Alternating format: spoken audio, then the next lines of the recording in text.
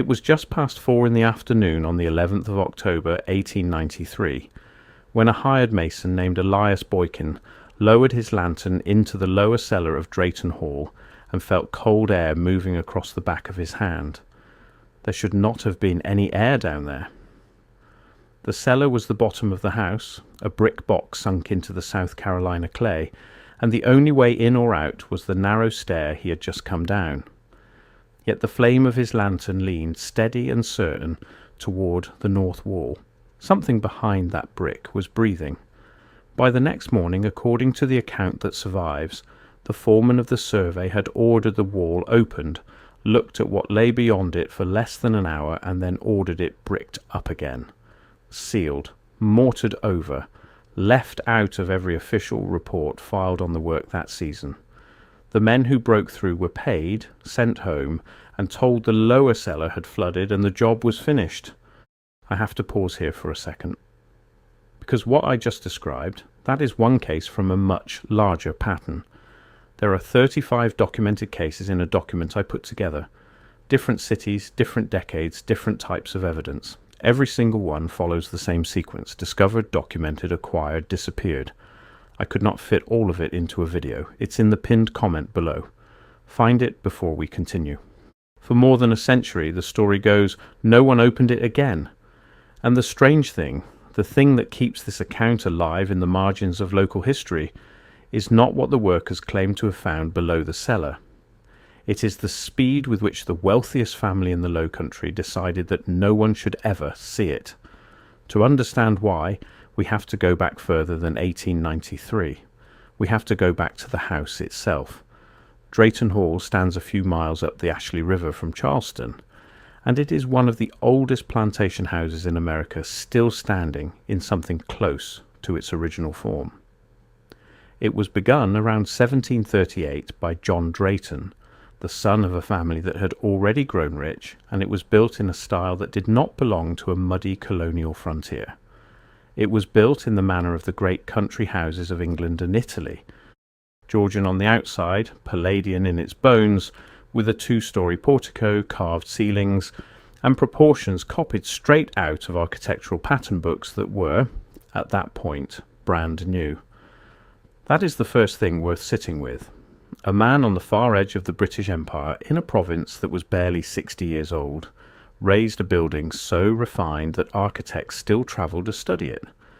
And he did it without electricity, without modern machinery, and without, as far as the records tell us, a single trained architect on site. He did it, of course, with people he owned. This is the part of Drayton Hall that the polished tours sometimes move past too quickly, and it matters here more than anywhere. The house was built and sustained by enslaved Africans and their descendants.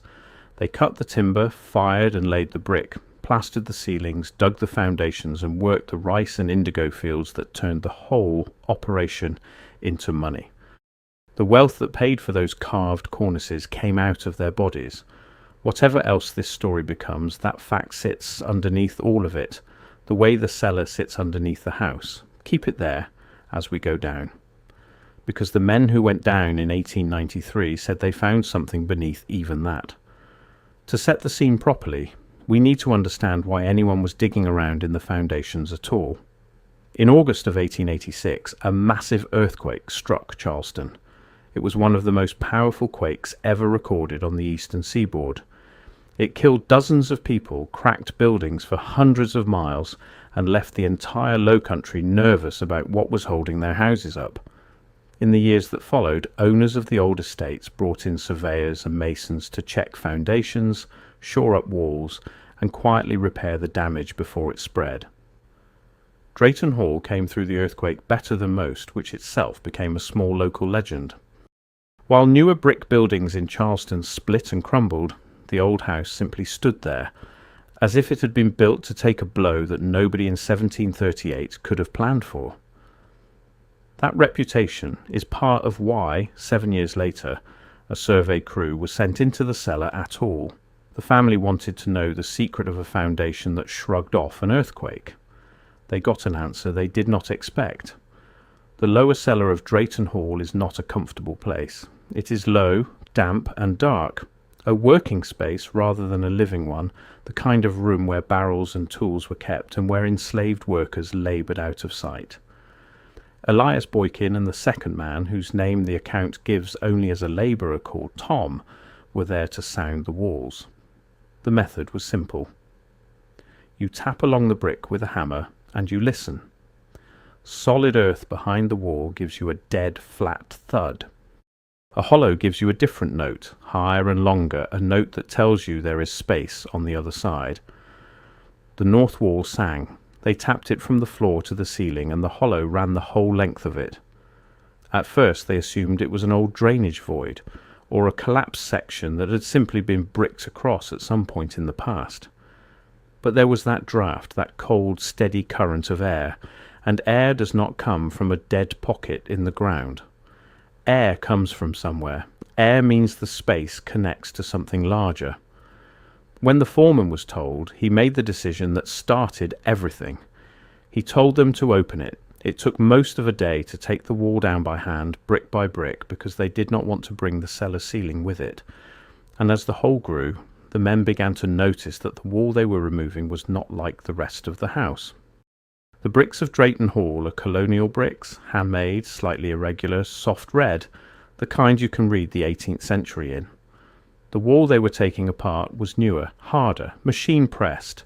Someone at some point well after the house was built had come down into this cellar and bricked across an opening that was already there. They were not the first people to seal this place. They were at least the second. That detail alone should stop us.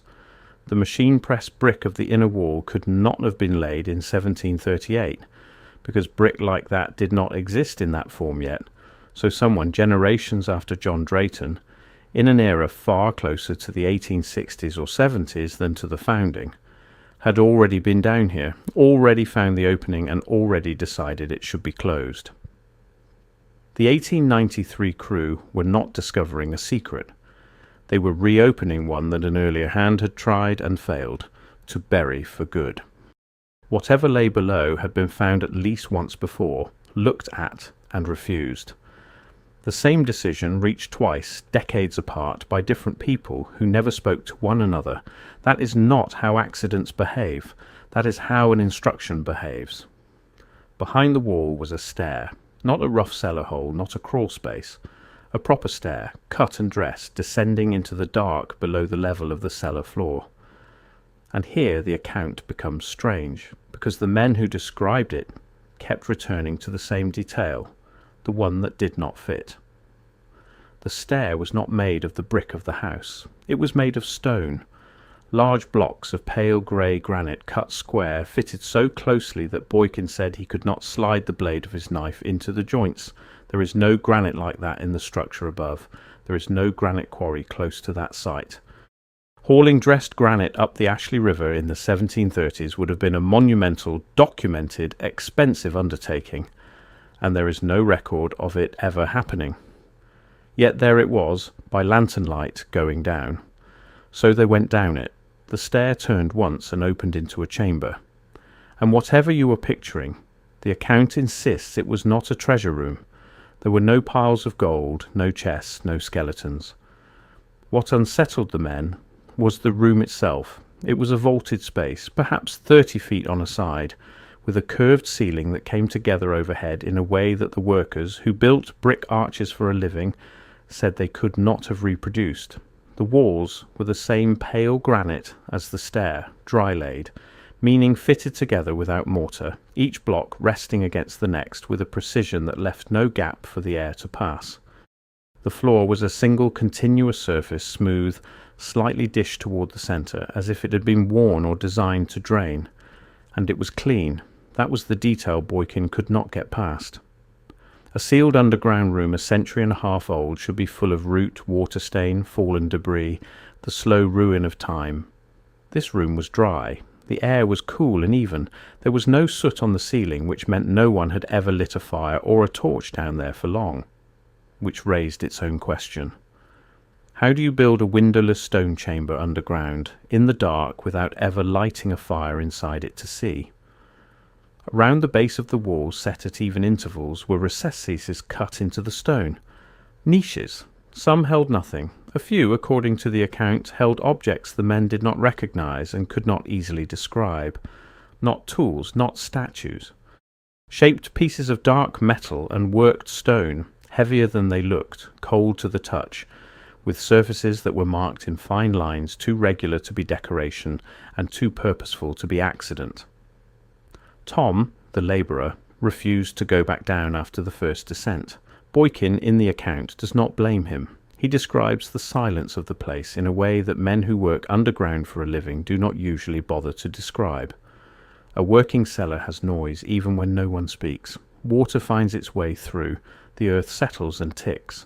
The wood overhead complains. This room had none of it. It held its quiet the way a sealed jar holds air, and the two men found themselves whispering without deciding to, as if the chamber were a place where a raised voice would be noticed. The objects in the niches were the worst of it. Boykin tried long afterward to describe one he had lifted, and the description goes in circles, because he had no category to put it in. It had the weight of iron and the cold of stone, and a face that was neither cast nor carved, but seemed, he said, to have been grown into its shape.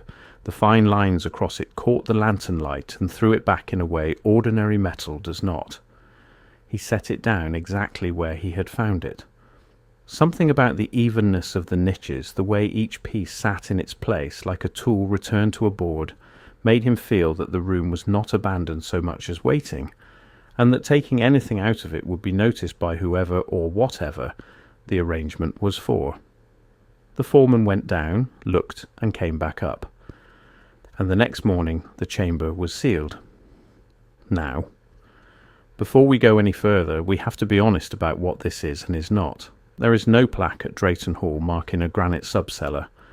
The official architectural history of the house does not include a megalithic chamber under the brick. What we have is an account passed down at the edges of local record of something workers claimed to find and were paid to forget. You can take that as a tall tale grown in the telling. Many people do. But the reason it refuses to die is that it sits on top of a much larger and much harder question, and that question is not folklore at all. The question is this: how did so much of the early colonial world get built so well, so fast, with so little explanation? This is where the story leaves the cellar and walks into something stranger. If you spend any time looking at the grand stone architecture of the 18th and 19th centuries, the courthouses, the exposition halls, the great civic buildings, you start to notice a pattern that the official history asks you not to dwell on. We are told these structures were raised in a handful of years by hand by small crews, using mules and pulleys and the muscle of working men. And then they were demolished, many of them within a generation or two, and replaced with something plainer. The labour it would have taken to build them by the methods we are told they used does not always add up against the time the records say it took. The people who follow this thread call the missing piece by an old name: Tartaria. The idea in its broadest form is that there was an earlier and more advanced civilization, more capable in stone and in the moving of energy than we have been led to believe, and that much of what we now credit to colonial founders and Victorian builders was in fact inherited, found, repurposed. That the official story is a layer of paint over an older wall, and that somewhere along the way there was a reset, a forgetting, deliberate or otherwise, after which the new owners of the world took credit for what they had merely moved into. The thread did not begin with the internet, though that is where it grew loud. It began with a simple, stubborn observation that anyone can make for themselves. Go and look at the photographs of the great American expositions, the World's Fairs of the late 1800s. Vast white cities of domed halls and colonnades, raised in a year or two on swampy fairgrounds declared temporary, and then torn down almost as fast as they went up. We are told they were made of plaster and burlap over wooden frames painted to look like marble, and that may well be true. But the scale of the ornament, the sheer quantity of fine classical detail produced for a building meant to stand a single season, sits oddly against everything else we are told about how costly skilled stonework and casting were at the time. Then look at the old county courthouses and customs houses and the river mansions, and notice how many of them speak the same architectural language, the same domes and porticos and exact masonry, in places that supposedly had no money, no trained architects, and no time. Before I go further, that document in the pinned comment. If you have not found it yet, go there now, because everything I cover in these videos is one piece of a pattern that only becomes visible when you see all 35 cases together. The document shows you the full pattern. What I can show you here is the surface. What is down there is everything underneath it. Pinned comment, now, then come back. The conventional history has an answer for each case taken on its own. The thread asks what happens when you line them all up.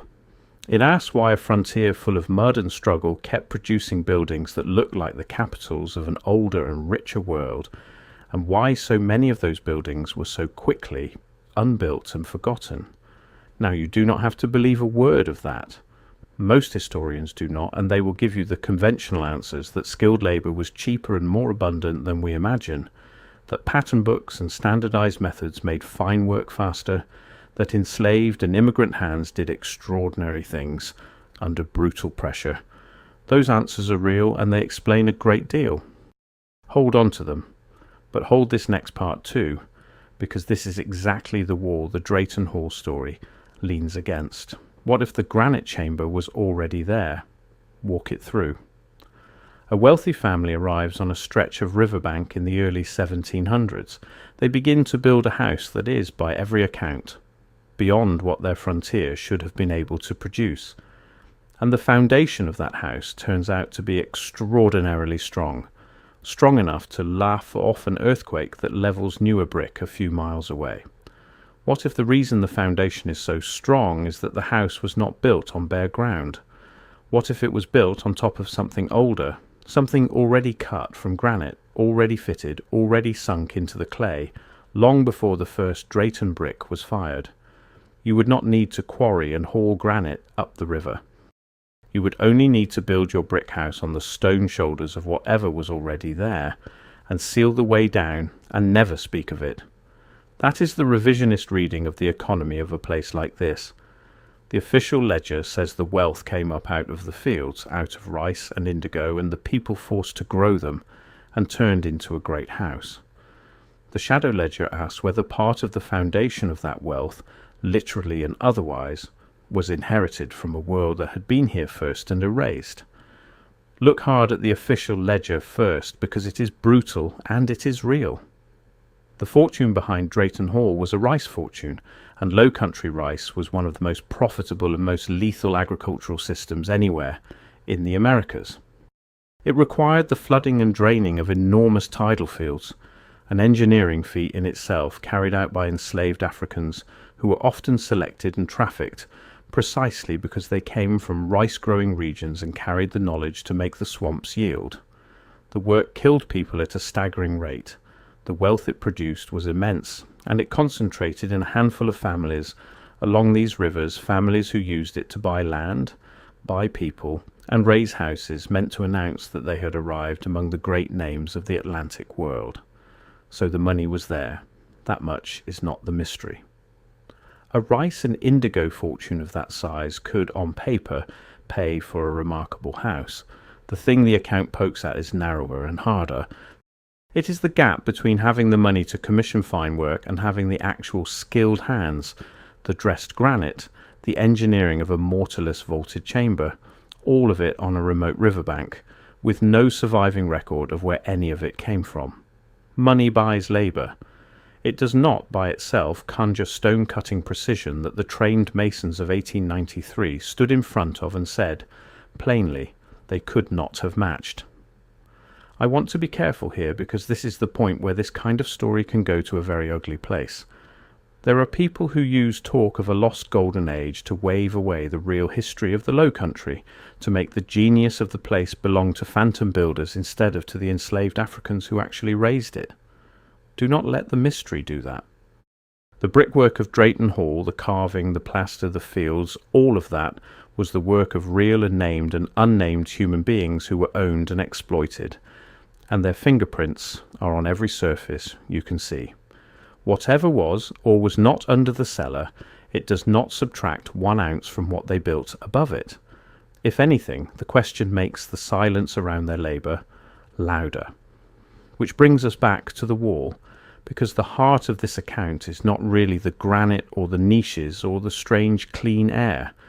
The heart of it is the decision. The foreman of the 1893 survey spent less than an hour with whatever was down there, and then he chose, immediately and completely, to bury it. He did not bring in scholars, he did not write it up, he did not haul the strange objects out into the daylight where they could be studied, sold, or shown off. A 19th century gentleman who found a wonder under his house would normally have done all of those things, because wonder was currency. Instead, he did the one thing that costs money and brings no reward. He paid men to make it disappear.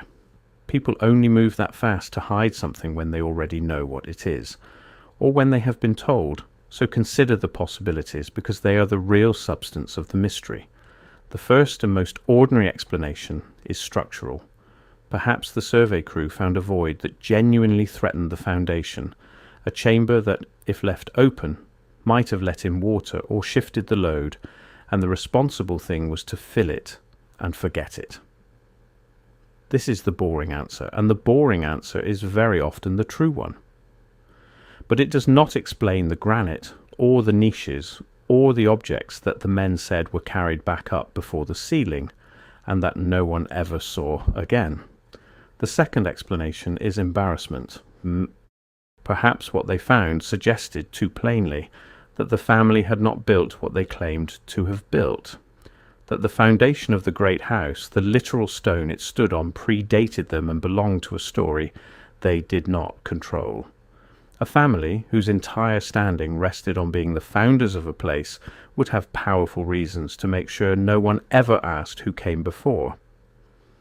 The third explanation is the one the Tartaria thread reaches for, and the one I will give you without insisting on it, that the objects in the niches were not decoration and not tools, but the working parts of something the room was built to do, that a dry, mortarless, fireless granite chamber with a dished floor and recessed fittings is not a cellar at all, but a device, or the housing for one, left by builders who understood materials and forces in a way the official 1730s did not, and that someone, at some level above a hired foreman, had standing orders.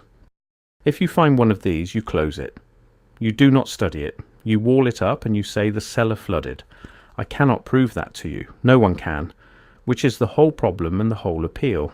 But I can tell you that the records have a hole in them exactly where this account says they should. The survey work done across the Low Country after the 1886 earthquake is reasonably documented. Estates kept ledgers. Masons billed for materials. There are papers. But the detailed survey of Drayton Hall's foundations in the early 1890s is unusually thin in the surviving record. Where you would expect a methodical report on the very foundation that famously survived the quake, the trail goes quiet. The men's names appear and then vanish. The reason given for ending the cellar work in the fragments that remain is flooding, the same flooding the account says was the cover story. History does not always lie by writing something false. More often it lies by leaving a clean, deliberate blank where the truth should have been written, and trusting that no one will notice the shape of the hole. There is one more wrinkle worth naming out loud: the men themselves. Elias Boykin and the labourer called Tom were not gentlemen of the estate. They were hired hands, the kind of men whose word counted for little against the say-so of a wealthy family, and whose accounts, when they surface at all, surface second-hand, in a letter quoted inside another letter, in a story told to a grandchild, in exactly the kind of source a careful historian is right to treat with suspicion. That is the honest weakness of this whole account, and I will not paper over it. Almost everything we have comes to us through people who held no power and left no archive of their own. But notice what that means as well. The official record of Drayton Hall is overwhelmingly the record the owners chose to keep. It was written by the people with the most reason to control how the foundation of their fortune would be remembered, when the only voices describing what lay under the cellar are the voices the official record was built to ignore. The absence of confirmation is not quite the proof of nothing that it first appears to be. The people most likely to have seen the truth were the very people least likely to have it written down. Drayton Hall today is something almost unique in America. After the Civil War, after the family's fortunes finally broke, the house was never modernized. It was preserved rather than restored. There is no electricity wired through its grand rooms, no plumbing threaded through its walls, no furniture staged to flatter a fantasy of the Old South. It is shown, deliberately, as a worn and honest shell, so that visitors can see the bones of how it was actually made. It is, in the language of its keepers, preserved as found. Preserved as found. Sit with that phrase, given everything we have just walked through. The whole identity of the place is built on the promise that what you are seeing is the unvarnished truth, the structure laid bare. And yet the one part of the structure that no public tour descends into, the one space below the working cellar, is precisely the part this account says was opened, emptied and sealed before anyone outside a small crew of paid men ever laid eyes on it. Maybe there is nothing down there, maybe there never was. Maybe Elias Boykin was a man with a good story and a cold draught from an ordinary drain, and the granite grew in the retelling the way fish grow after they are caught. That is entirely possible, and an honest account has to say so. But here is the thing that I keep coming back to, the thing that outlasts the question of whether any single detail is true. We accept, without blinking, that the great structures of the early modern world rose almost overnight, by hand, in conditions we would call impossible, and we rarely ask to see the working. We are comfortable not looking too hard at the foundations in every sense of that word. We take the official story of where the wealth came from, where the skill came from, where the stone came from, and we build our understanding of the past on top of it, the same way the Draytons built brick on top of whatever was waiting in that clay. We do this because the alternative is exhausting. To question the foundation of one building is interesting. To question the foundations of all of them. To ask of every grand old structure who really cut the stone and when, is to pull a thread that does not stop pulling. It is easier, and it feels saner, to accept the plaque on the wall and move on. The men who keep these houses know this. The families who built them knew it better. A story only has to be repeated confidently for long enough, and the blank spaces in the record quietly fill themselves in with the version everyone has agreed to remember. And every so often someone taps the wall, and it sings back hollow. The lower cellar of Drayton Hall is still there. The north wall is still standing. Whether anything lies behind it, whether there is a granite stair going down into the dark below the level we are allowed to see, is something that, for now, the people who keep the house have not chosen to settle.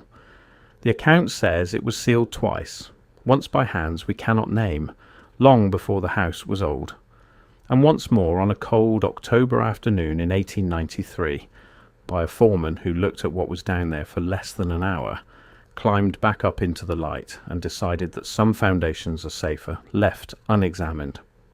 He was a practical man with a job to finish, and practical men do not, as a rule, wall up wonders twice over and blame a flood for no reason at all. The question he answered for himself that day is the one he left for us.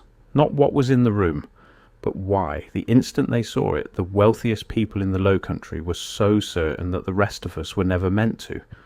Some doors get bricked up because of what is behind them, and some get bricked up because of what we would be forced to ask the moment we admitted they were ever truly down there at all.